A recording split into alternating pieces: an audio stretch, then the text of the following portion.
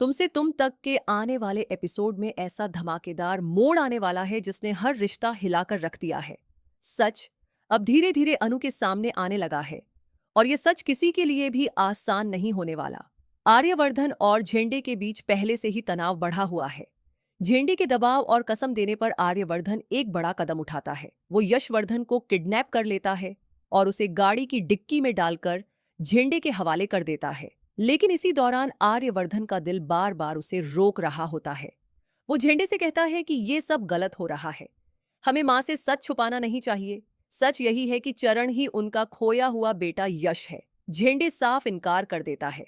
वो कहता है कि ये सच अगर सामने आ गया तो सब खत्म हो जाएगा, परिवार टूट जाएगा और वो किसी भी हाल में पुराना सच बाहर नहीं आने देगा। आर्यवर्धन उसे समझाने की कोशिश करता है कि सच छुपाने से हालात और बिगड़ रहे हैं, लेकिन झेंडे अपनी बात पर अड़ा रहता है। इसी बीच एक बड़ा ट्विस्ट आता है। अनु वहां पहुंच जाती है और वो सब सुन लेती है जो आर्य और झेंडे बात कर रहे होते हैं। इतना ही नहीं, वो आर्यवर्धन को यशवर्धन को ले जाते हुए भी देख लेती है। ये सब देखकर अनु के पैरों तले जमीन खिसक जाती है। वो कांपते हुए पूछती है, क्या क्या चरण भैया ही यश हैं? क्या वही मां का खोया हुआ बेटा है? अनु की ये बात सुनकर आर्यवर्धन और झेंडे दोनों पूरी तरह घबरा जाते हैं। आर्यवर्धन के दिमाग में डर दौड़ जाता है कि अब अनु को सब कुछ पता चल जाएगा, यहां तक कि राजनंदिनी की मौत का सच, उसकी अपनी सच्चाई और इस घर में आने का पूरा अतीत।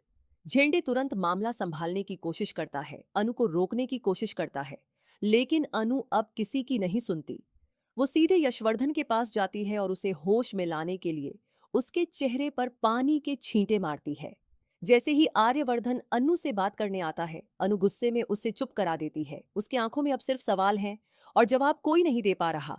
अब सबसे बड़ा सवाल यही है, क्या अनु के सामने पूरा सच आ चुका है?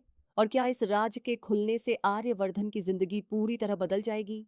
क्या यह सच सच में सब कुछ खत्म कर देगा या एक नया तूफान लाएगा?